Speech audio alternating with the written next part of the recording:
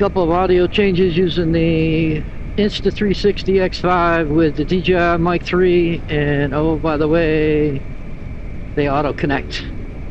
So that's just a little bit different than what it used to be. It used to be you had to pair every time you powered off. Now they auto pair. So the updates from Insta, they're nailing it. That's huge. So I got 0 dBs of mic gain. See what it sounds like on this ride. 12 months on the BMW GSA 1300 2025. Kind of a dismal amount of mileage, 2,616. So I'm not going to get a lot of miles this year either. I mean, I'm basically home every weekend for about 34 hours. I like to spend some time with my wife. But when I do get on it, I enjoy the hell out of it. As far as the bike goes, and fantastic, kid. I have the clutch version.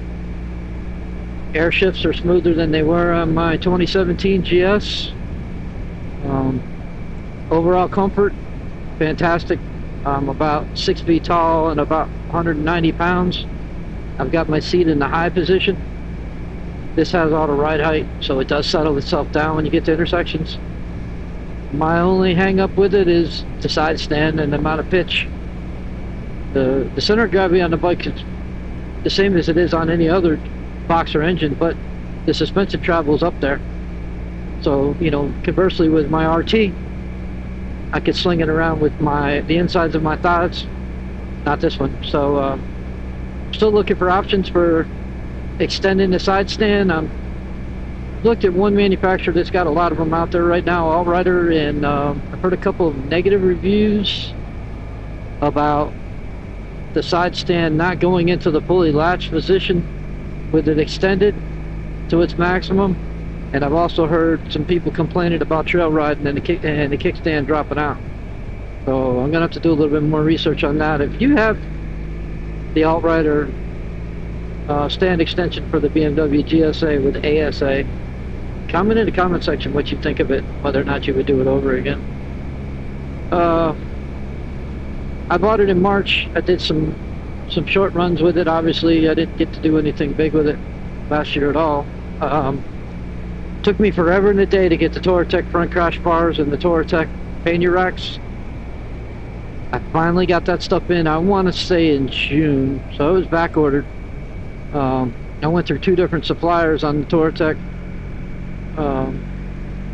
front crash bars before, pannier racks before I finally did get them. I bought them from Touratech Direct. So the reason for the front crash bar was for the mounting of the Lone Rider motor lights. I'm using the Lone Rider CAN bus, which is made by Hex. It uses one circuit on the motor lights to run all of the features of the motor lights, and the motor lights are fantastic. Definitely do it over again. The upper crash bar, yeah, give me a little bit of peace of mind. They've got an option now for you to do just a mount for the lights.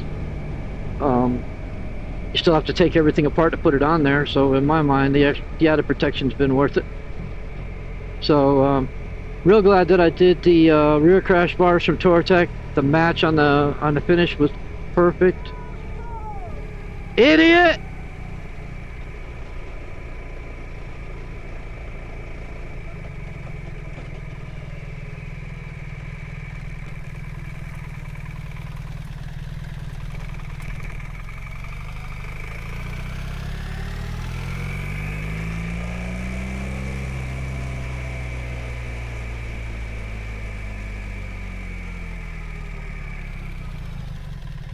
That was pretty stupid. You could have caused me to wreck.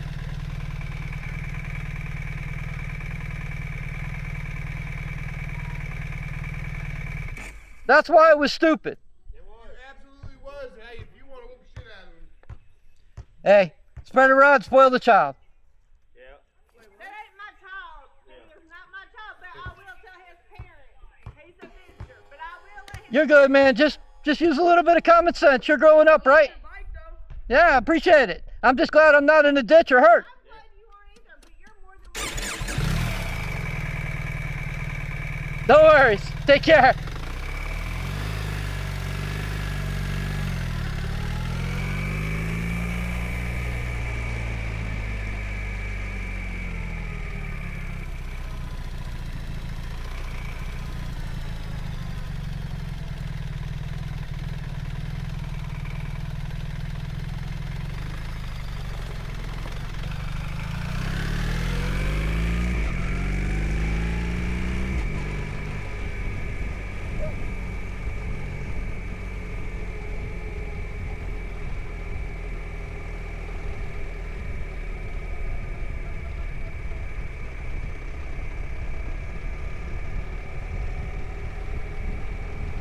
All right. God is great, beer is good, people are stupid. I'm glad I caught that on video. Might make a highlight reel. But anyway, going back to the bike, 2,600 miles. I got to Metzler Next 2s. That's what came on this. And there's a lot of, there's a lot of theories as to why they put that on the trophy, because this is a trophy version of it. And I'll tell you, it's because in the US anyway, 90% of these things are spent 90% on pavement. So that's probably why the Torrance Next 2s are on there. The only thing I can tell you for certain is, you got wet grass in a campground, you're gonna get stuck. I mean, it's just the reality of it. I've got about 2,500 more miles on these tires. I probably could get 7,000 miles out of them easily. But when I go in for my 5,000 mile service, I will probably be switching to the Metzler, and it's probably going to be the oh gosh, the tire that everybody's so happy with. Anyway, I can't think of it now.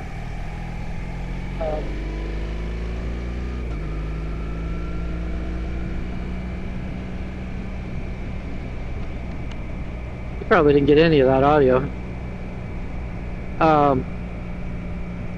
That was a kid. It was stupid. I went back and confronted him about it. Everybody that was standing up said it was stupid.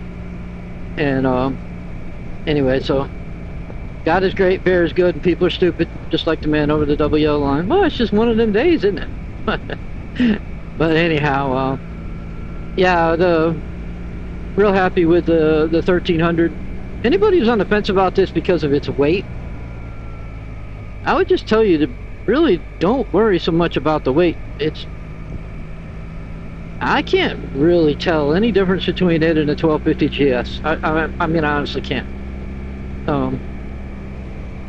This bike's been really well thought out. I mean, when I first looked at this thing, I was like, oh my god, BMW's building motorcycles out of Tetris parts. But it started to grow on me, just like I'm sure it has with a lot of other people. So I'm really glad that I went this direction with it.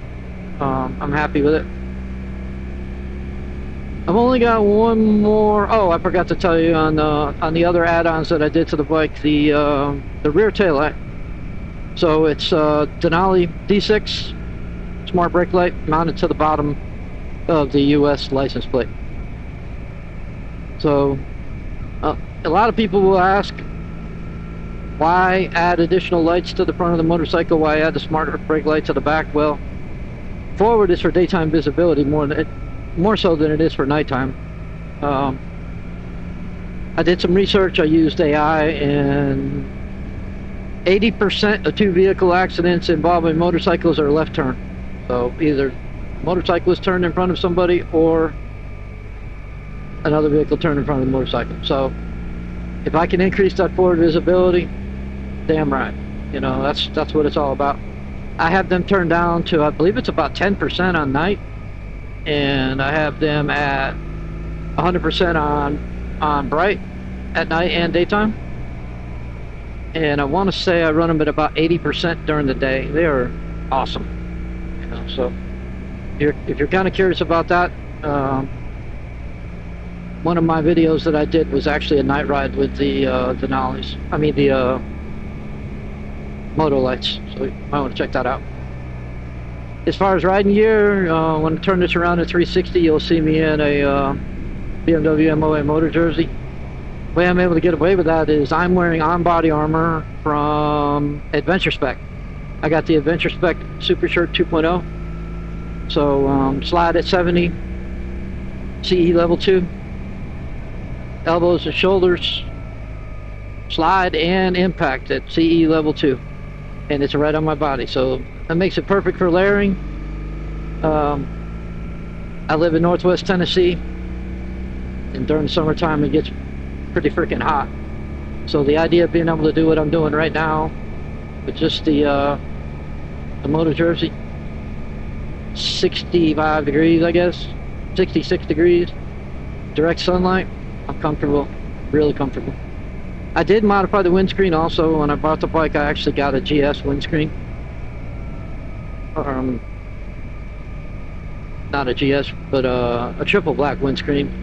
The trophy comes with a more rounded one, and I got that for additional protection for wintertime, and I have not put the other one back on yet. I'm going to be putting that on soon. I'm going to be curious to see what the difference is, if there is any, with road noise between the two screens, because that's the thing that I fight the most. I wear a modular helmet, and if I get significant amount of wind into the helmet, then I get the wind noise.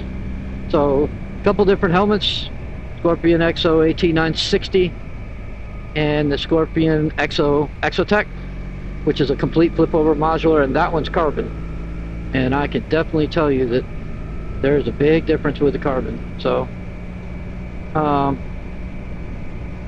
you know, the motocross bib on the Scorpion, wow, a little hot on that.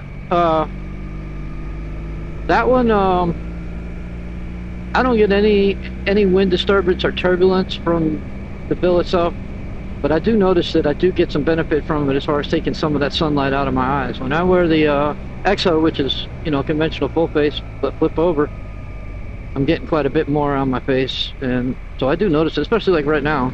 Sun's at that angle that just makes it to where that bill is really getting rid of that direct sunlight into my eyes, and that's appreciative. As far as pants, it's Nox armor. Woo! Gravel. Yeah, that's not cool. I guess it washed out, so they really didn't have any choice, right? The Nox Urbane Pro pants is what I'm wearing underneath a regular pair of pants. So I basically cover up all of my armor with something just so that I don't have to wash it as frequently. And a bug spot, things like that are out of the equation because of the them being covered up. And it also makes me a little bit more subdued. I mean, if I was to wear another moto jersey, which I don't really even have to wear a moto jersey, I can just wear an extra large shirt. But I tend to like to be a little bit more subdued. I don't want to look like a transformer. I'm just saying, you know. So, but I like the Nox Urbane Pro on the pants. I have the Nox Urbane Pro, what they call a shirt. It's actually, I call it a jacket. It's not as comfortable as the Adventure Spec. I don't know why, because it's more ventilated. I think it does provide better airflow.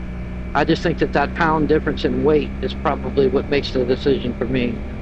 So I tend to go for the super shirt before I go for the Nox Urbane Pro.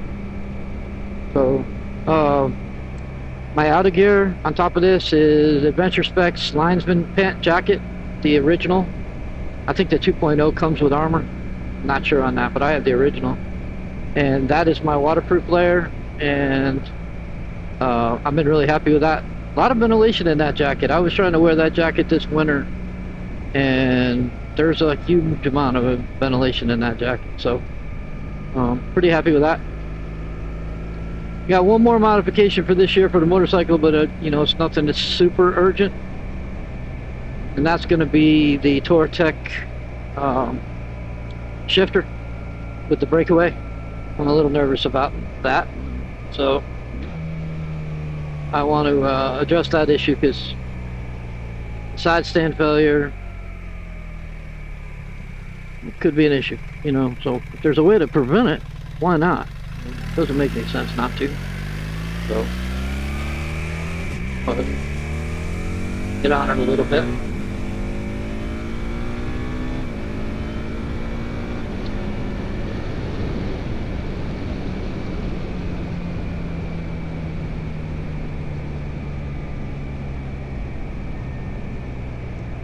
Looks like I slowed down just in time, huh? That was somebody's tree blind. But yeah, I mean, I really can't complain. Pretty happy with this thing.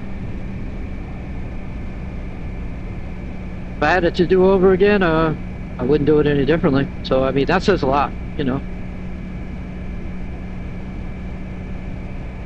I'm also contemplating Climb's new modular. Damn, there's debris in the road today.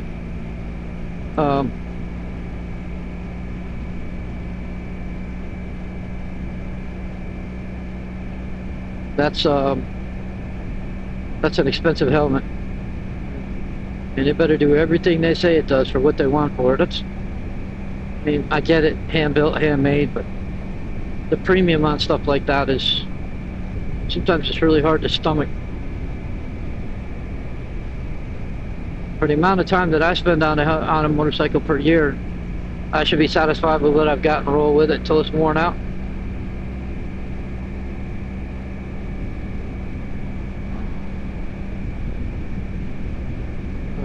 Anywho, alright, we'll see how that audio sounds.